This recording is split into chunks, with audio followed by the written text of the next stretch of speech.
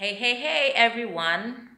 My name is Mary Dako and I'm not your usual YouTube girl because recording a video on YouTube is not really my thing.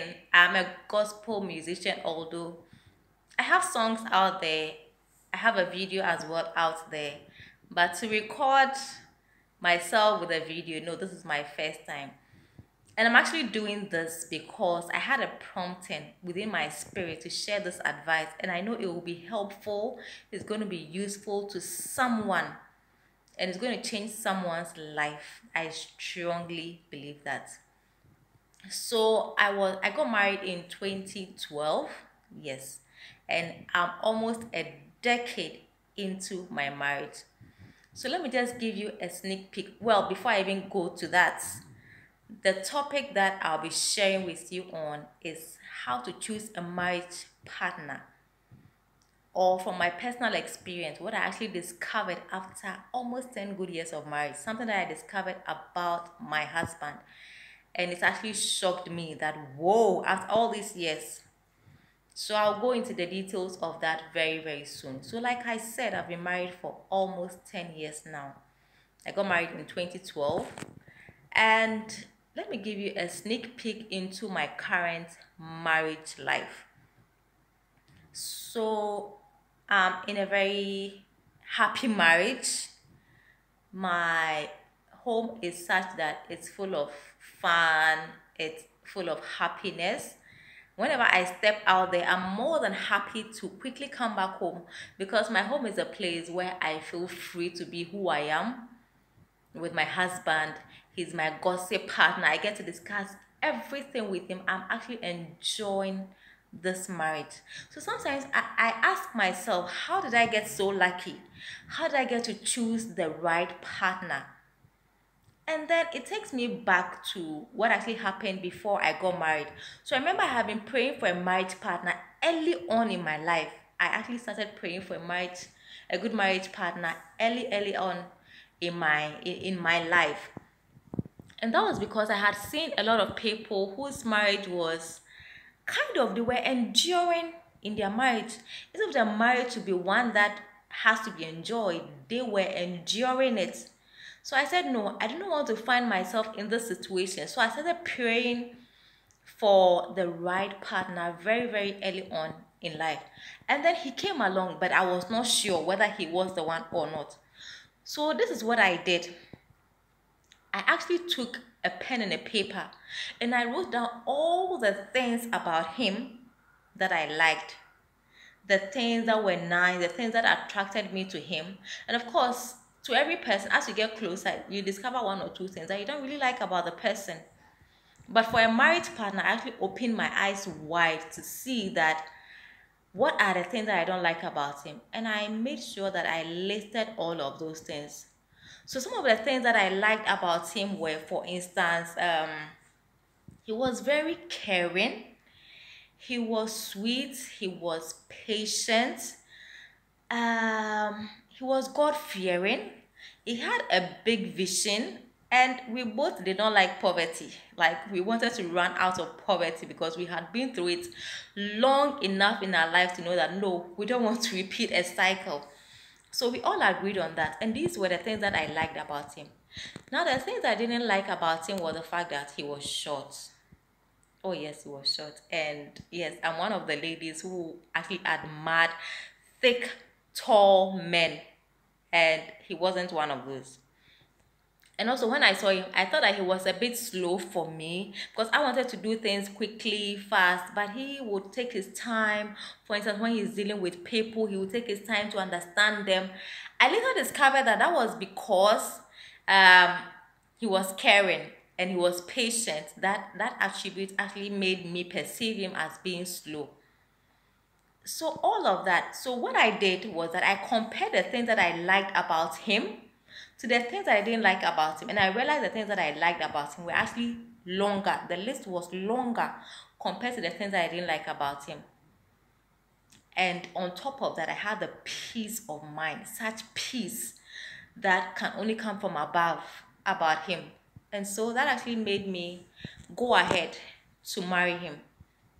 Now, after almost 10 years, I was going through my room, actually doing a cleanup, and I discovered this diary, a 2004 diary. I'll show it to you in a second.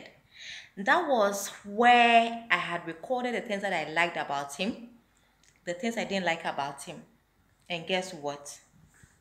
Let me show you the diary. It's actually still dusty. So here it is. It's a 2004 diary. A 2004 diary. That's where I had recorded the things that I liked about him, what I didn't like about him. And after almost 10 years, I went back to the list, and then I realized that the things I didn't like about him, they were still there. Well, I didn't disclose everything. Those things were still there. And I asked myself, whoa, and even the things that I liked about him were also there. So I asked myself, whoa. So assuming I had walked into this marriage with the assumption that once I marry him, he's going to change. You know that he didn't change on any of those things I didn't like about him. Well, we're working on it. Once in a while, we have disagreements here and there about those same things. So, hey, my advice to you young ladies, to you young men, with the benefit of almost 10 years of marriage experience, is that please, when you are choosing a marriage partner, please do the same list, the things you like about the person, the things you don't like about the person. And ask yourself the things that you don't like about the person. If the person does not change, are you able to endure those things?